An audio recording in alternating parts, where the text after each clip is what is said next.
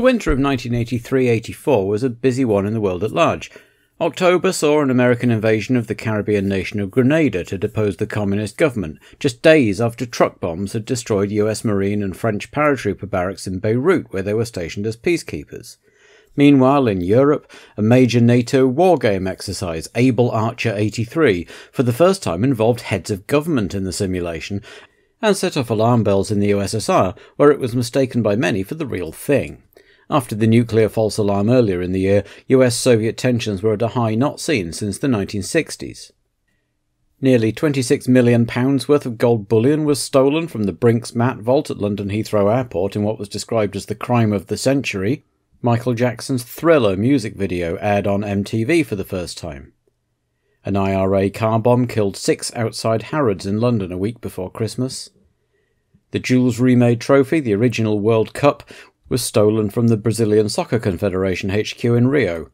It has never been recovered and is assumed to have been melted down for its gold content. The tiny Asian Sultanate of Brunei on the island of Borneo gained its independence from the UK. During the Super Bowl in January, broadcaster CBS ran Apple's famous 1984 advert for the first time, and the Apple Macintosh went on sale 2 days later. The 1984 Winter Olympics took place in Sarajevo, then part of Yugoslavia. During the Games, Lamine Gueye of Senegal became the first black African skier to compete, and British pairing Jane Torvill and Christopher Dean gained a perfect score in the figure skating, watched by almost 24 million Brits in one of the most watched TV programmes ever. Soviet leader Yuri Andropov died and was replaced by Konstantin Chernenko. And in March, the National Coal Board in the UK announced the closure of 20 collieries with the loss of 20,000 jobs, devastating local communities primarily in northern England, Scotland and Wales. Unofficial strikes began to erupt across coal mining areas, and soon these had the official support of the National Union of Mine Workers. There was a lot going on in the F1 world over the winter too. While the technical regulations remained broadly the same as in 1983, the banning of refuelling had led to a lot of head-scratching for the designers, particularly those of turbo engines. The fuel tank size had been increased to compensate from 200 to 220 litres, but many worried that it would not be enough and that real racing would be replaced by a series of dour economy runs with boosts dialed back to conserve fuel. Others pointed to the ability of some teams, and not others, to afford costly electronic engine management and/or fuel injection systems. In any case, there were now 8 engine manufacturers in the sport, and 7 of them were supplying turbo engines to all but one team. Only Ken Tyrrell remained wedded to the normally aspirated Ford Cosworth motor. The calendar as announced in January was much as it had been for 1983. South Africa returned to its early slot, though delayed until April so that the organisers didn't have 2 races within 3 months. The New York Grand Prix was once again penciled in for the autumn, with the new race in Dallas, Texas also run in mid-season, immediately after the Detroit race. Although not initially on the calendar, there were also plans for a street race in the Spanish coastal resort of Fuengirola as a possible replacement for the New York race if it fell through again. The newly built short version of the Nürburgring was also on the calendar for the end of the year, taking on the European Grand Prix mantle from Brands Hatch, which would host the British Grand Prix this year as part of its alternating arrangement with Silverstone. Similarly, the French and Belgian Grand Prix returned to Dijon-Prenois and Zolder, respectively. Finally, there was a bit of a reshuffle in the car numbering, with Theodore finally folding over the winter. Arrows, Toleman, Spirit and Azella all moved up in the order, leaving no gaps, and Ferrari were now at the end of the list, retaining the 27 and 28 that had become synonymous with the team. As the Eccleston-Murray PK team enters its 5th year defending its 2nd driver's title, the Brabham team looked for continuity rather than revolution going into 1984. The BT53B chassis remains in place, though the additional fuel tanks give it larger side pods than its arrow-shaped 1983 version. If the team want to make any impact in the Constructors' Championship, though, they need someone in the second car who can deliver. With Riccardo Patrese moving on rather than accepting a reduced contract, competition was hot to fill the second seat. Hotly tipped Brazilian youngster Ayrton Senna was tested, but seen as too inexperienced. Brabham veteran John Watson, released by McLaren, was interested and close to signing, but vetoed by Parmalat, who wanted an Italian. In the end, IndyCar's 1983 Rookie of the Year Teo Fabi would take the seat, except that he'd already signed up for 1984 with Forsyth Racing. A deal was worked out whereby Teo would drive when he was available, and his brother Corrado would deputise when he wasn't.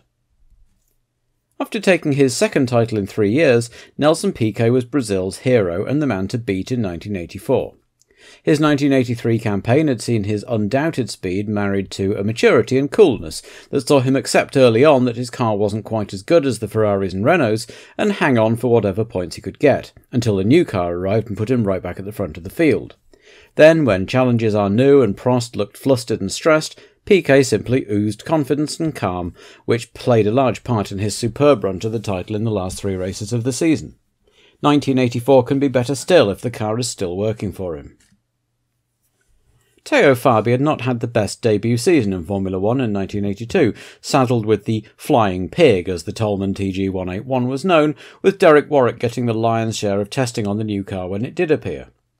With no takers for 1983, he had moved to the US to race in IndyCars with the Forsyth Racing Team, who were using the new March 83C chassis. Fabi immediately showed that his torrid 1982 wasn't his fault by winning 4 races, the Rookie of the Year award, and coming a close second in the overall championship. Following his brother into F1 for 1983, Corrado had a similar experience to his brother, playing second fiddle to Piercarlo Gonzani in a Nozella that failed to qualify most of the time anyway. However, he had tested for Brabham before the 83 season and shown he could drive, and if he had any reservations about playing understudy to his brother at the team in 1984, he could at least regard it as a shop window for his talents. Back to square one for Tyrrell once again, as sponsors Benetton followed Michele Alboreto out of the door and took Danny Sullivan's funding with them, leaving Uncle Ken's cars back in their traditional blue and with 2 rookie drivers and no turbo engines. Tyrrell has shown himself to have a knack for picking good drivers though, and much will rely on him having done so again. Driving his cars this year will be British Formula 3 runner-up Martin Brundle and West German sports car prodigy Stefan Bellof, on loan from Porsche courtesy of his sponsors Rothmans, with Danny Sullivan deputising if he was unavailable due to prior commitments. Norfolk-born Brundle had an unusual path into Formula 1. He began racing on grass tracks in his local village, before in 1975 moving over to hot rod racing. In 1979 he moved into Formula Ford, but at the same time was driving touring cars for Tom Walkinshaw's team, winning the BMW Championship, and in 1981 driving alongside the legendary Stirling Moss in the British Saloon Car Championship. The following year saw him move to Formula 3 and concentrate on single-seat open-wheel racing for the first time. In his debut season he scored 2 wins before challenging for the British F3 title in 1983, losing out to Ayrton Senna on the last few laps of the last race.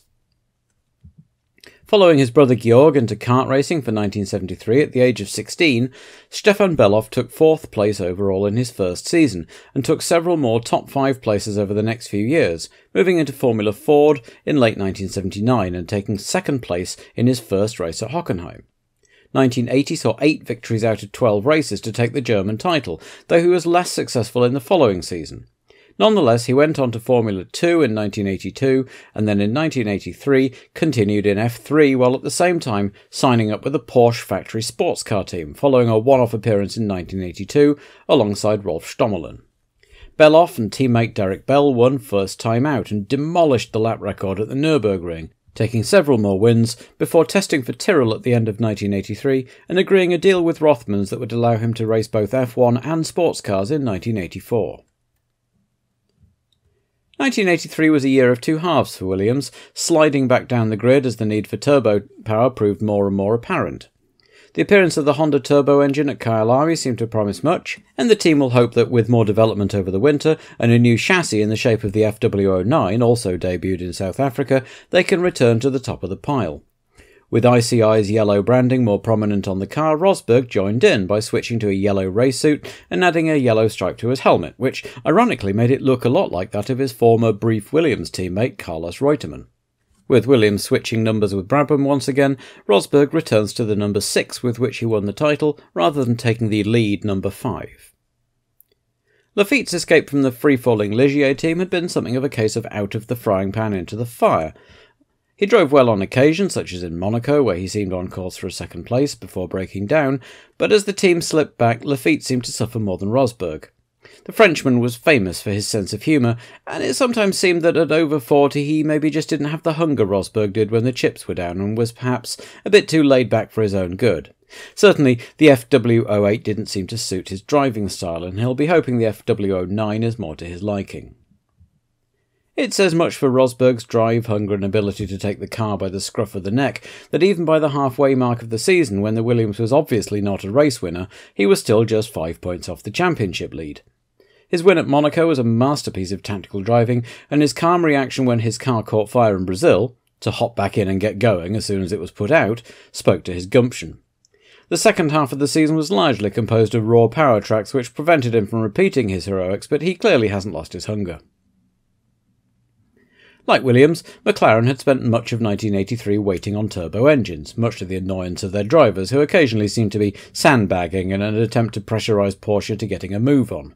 However, although that backfired spectacularly at Monaco when neither car qualified, early race performances were still good, especially that legendary 1-2 at Long Beach. Although the new Porsche-built engine has yet to finish a race, it's clearly a good motor, as proved by Lauda and Kyalami, and for 1984 Ron Dennis has scored something of a coup in signing up Alain Prost following his abrupt exit from the Renault team. After missing out on the title in both 1982 and 83, he'll be hungry for more, while Lauda has a point to prove too. John Barnard and Steve Nichols have come up with a new chassis, the MP4-2, to house the TAG engine, and testing times are looking good. Prost made his debut with the McLaren team in 1980, and after a torrid season was let go by then owner Teddy Mayer, who blamed him, while he blamed the car, which may sound familiar. He vowed never to drive for McLaren again, but that was then, and this is the new McLaren under Ron Dennis.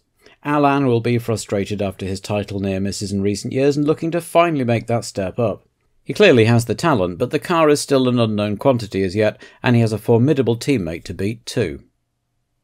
In the third year of his comeback, having won races in 1982 and 83, but also having been accused of playing it a bit too safe, there is a sense that 1984 will be a make-or-break year for Lauda. He'd got back into the groove in 82, waited patiently for his turbo in 83, and will now have to show that he was worth his considerable pay and isn't just a has-been reliving his glory days and keeping a promising youngster out of a top seat. The 1975 and 77 champion has as much a point to prove as his new teammate. To everyone's surprise, the RAM organisation continues into 1984, with new funding from the Skoal Bandit chewing tobacco brand allowing them to purchase turbo engines from Brian Hart and hire Williams test driver Jonathan Palmer, as well as French rookie Philippe Alliot. The latter brings more money to the table, so gets first dibs on the sole new O2 chassis, with Palmer having to make do with last year's car until a second O2 is available, hopefully by the time the European season begins. Alliot had always enjoyed watching racing as a child, but didn't step into the driver's seat until after he'd finished his military service and begun his university studies. He joined a racing school in the French southwest and impressed enough to be sponsored into Formule Renault, where he had the misfortune to be competing against Alain Prost, who dominated the series, and Philippe found it difficult to get noticed. However, he finally scored a drive for 1978 with the BP racing team, and won the Formule Renault title, moving up to French Formula 3 with the same team. Finishing third, he headed for the European Series, coming fifth overall despite not winning any races. 1981 was better, and he moved to the Martini Works team, winning 2 races to come third overall, and stuck with the team for 1982. After a difficult year with only 1 win, he was nonetheless promoted to Martini's Formula 2 team for 1983. He was not too successful in F2, but hit the headlines when he partnered driving legend Mario Andretti and his young son Michael to third place at that year's Le Mans race. Dr. Jonathan Palmer had done much to develop the Williams-Honda FW09 that the team hoped would be a contender in 1984, and as a reward had had a race with the team at the European Grand Prix. He'd impressed, qualifying where Jacques Lafitte didn't, and driving a sensible race to bring the car home 13th. There were some who said that he was possibly a bit too sensible, given that it was a one-off race with no reason not to take risks, but a sensible driver who brought the car home was just what a team like Ram needed, not to mention his undoubted testing and development skills. The Lotus team in 1983 continued its baby steps back to the front of the grid, set back by the death of Colin Chapman and the false start of the 1993T chassis. Now as Gerard Ducarouge has had all winter to work on the new 95T car, Peter Waugh has managed to extricate the team from their Pirelli tyre contract and sign up for the much better Goodyears, and drivers Elio and Nigel remain on board. There were persistent rumours over the winter that Mansell would be sent packing in favour of John Watson or Ayrton Senna, both of whom were tested, but in the end sponsors JPS brokered a burying of the hatchet between Mansell and Waugh, and the team looked more happy and unified than they have in some time. De Angelis had had a season of two halves in 1983. As team leader, and providing a substantial wad of cash, he got first call on the new Renault Turbo in the 93T chassis. Unfortunately, this turned out to be a dreadful car, and De Angelis simply isn't the sort of driver to knuckle down and make the best of a bad job. He perked up considerably when the new 94T arrived and began qualifying well, taking his first ever pole position, and it was only the tyres and a bit of bad luck that prevented him from doing better in the races. There is a sense, though, that 1984 will be a make-or-break year for the Italian. If the car is good enough, there will be no excuses to hide behind. Mansell's forceful personality had caused him problems off the track, but contributed to his success on it. Never one to give up, he had managed to outscore De Angelis by dint of simple grit, keeping at it despite all the problems with the race car to pick up points here and there, coming home fourth in his first race in the 94T despite a dreadful qualifying session, and persevering with poor tyres at Brands long enough to change them for a good set and take third. He was still prone to trying too hard and throwing the car off the track in banzai overtaking manoeuvres, but perhaps if the car worked better for him he wouldn't feel the need to make the most of the tiny opportunities.